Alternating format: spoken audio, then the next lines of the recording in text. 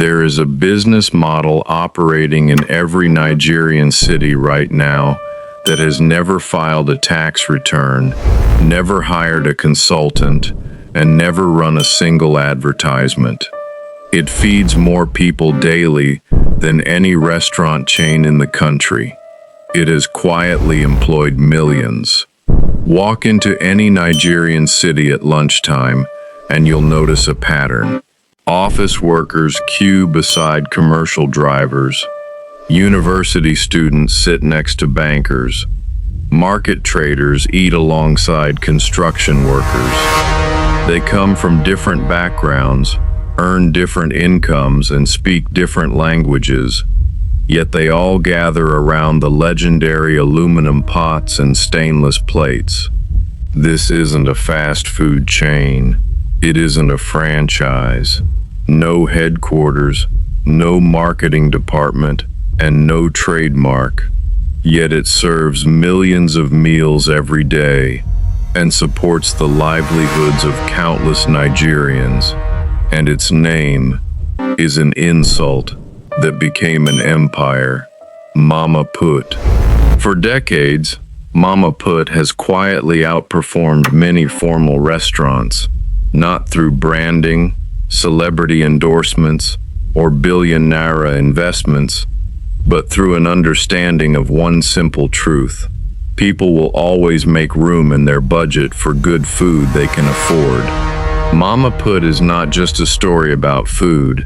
It is a story about migration, survival, entrepreneurship, and one of the most remarkable business models Nigeria has ever produced, almost entirely by accident.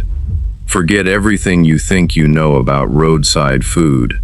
Today, we're pulling back the curtain on an industry most people overlook every single day.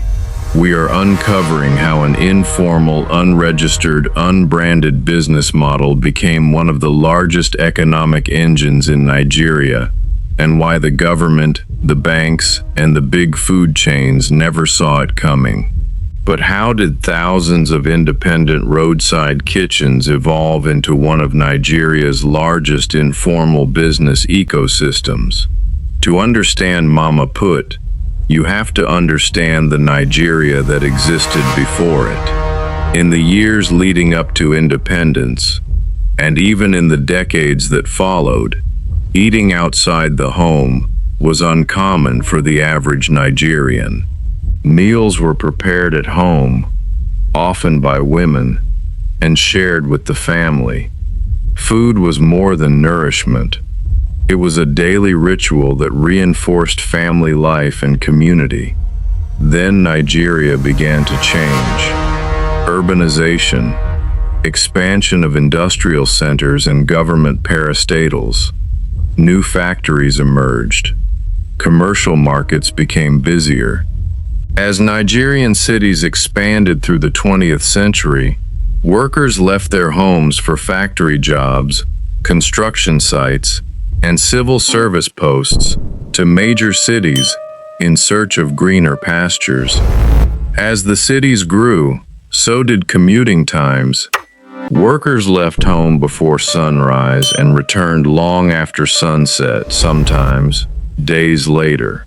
A trip home for lunch became impractical, and carrying freshly prepared meals every day was always impossible, especially for traders, artisans, transport workers, and laborers whose work kept them constantly on the move.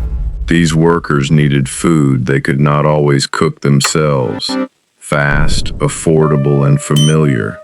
Then, Mama Put culture was born out of necessity. This wasn't simply a change in eating habits. It was a market opportunity, waiting to be recognized. Every thriving business begins by solving a problem. Millions of people needed affordable, filling meals close to where they worked. And like many of history's greatest industries, the solution didn't come from government policy or corporate boardrooms. Women filled that gap, not with capital, not with permits, but with a pot, a bench, and a location near where people worked.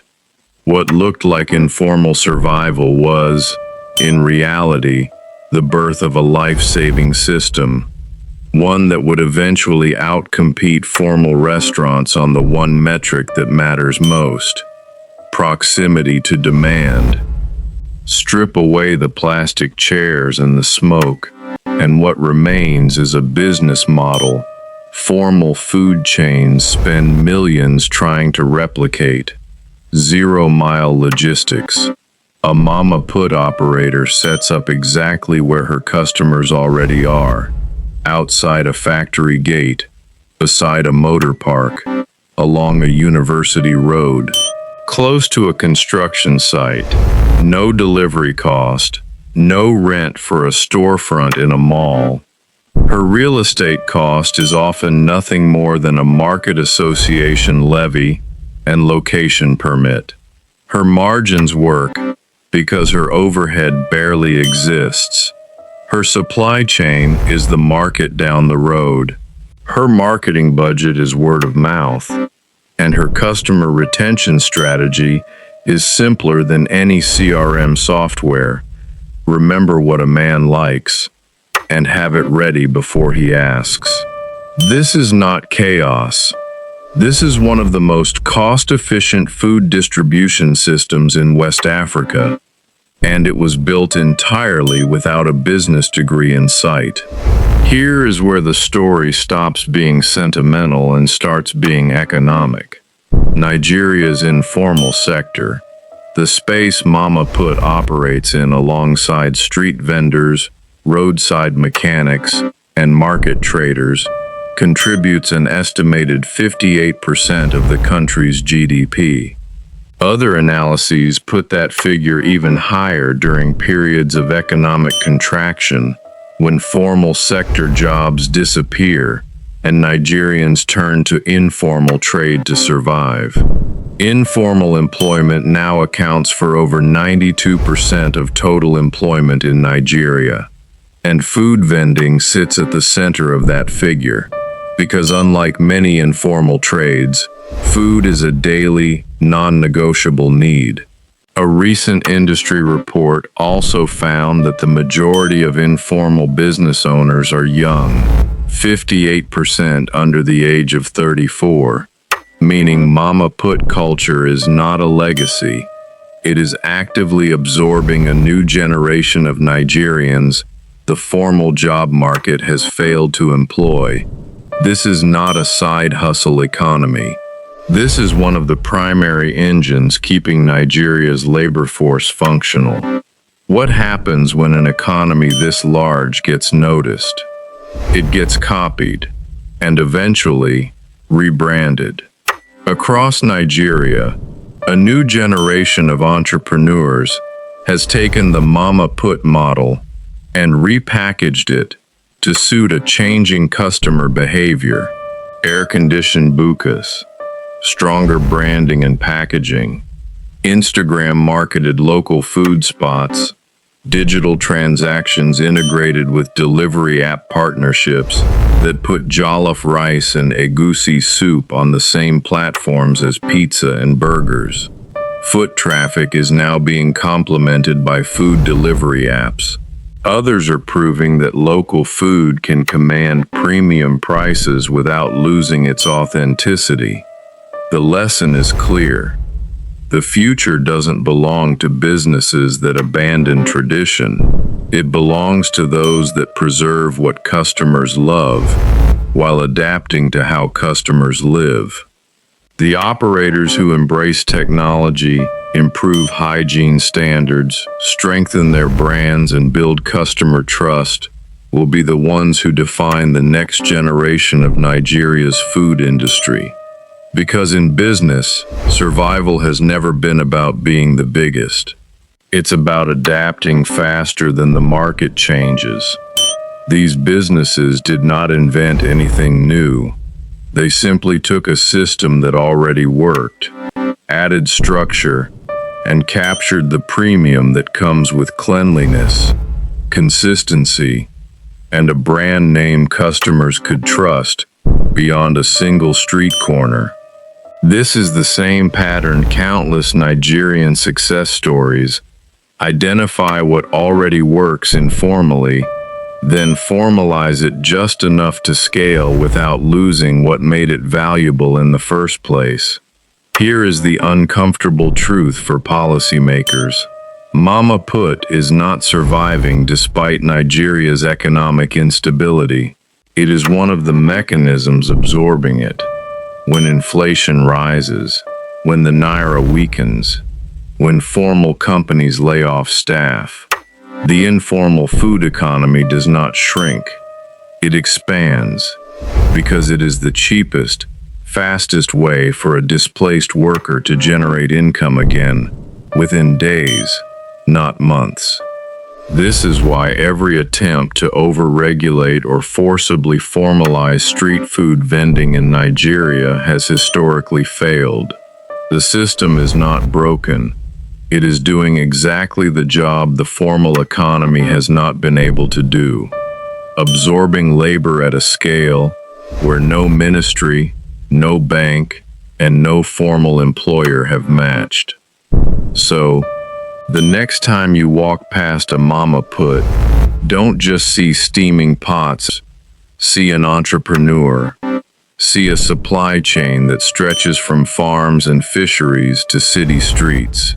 See an industry that has created opportunities for thousands of women, sustained millions of families, and quietly kept Nigeria's workforce fed through decades of economic uncertainty.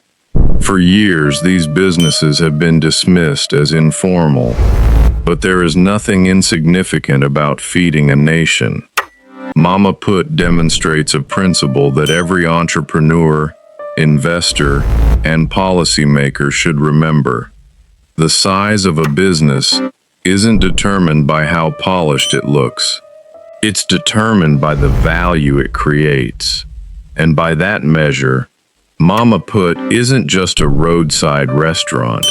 It is one of Nigeria's most enduring business institutions. And perhaps that's the most powerful business lesson of all. Sometimes, history isn't written in corporate headquarters. Sometimes, it's written over a steaming pot of soup, a well-seasoned plate of rice, and a customer who leaves satisfied enough to return tomorrow. Maybe ironically, the real backbone of Nigeria's economy is not sitting in Victoria Island. It is standing behind a pot in the sun, feeding a nation that formal institutions have never fully served. Mama Put was never informal. It was simply unrecognized. If you enjoyed this video, let us know in the comments, what iconic Nigerian business or brand should we uncover next?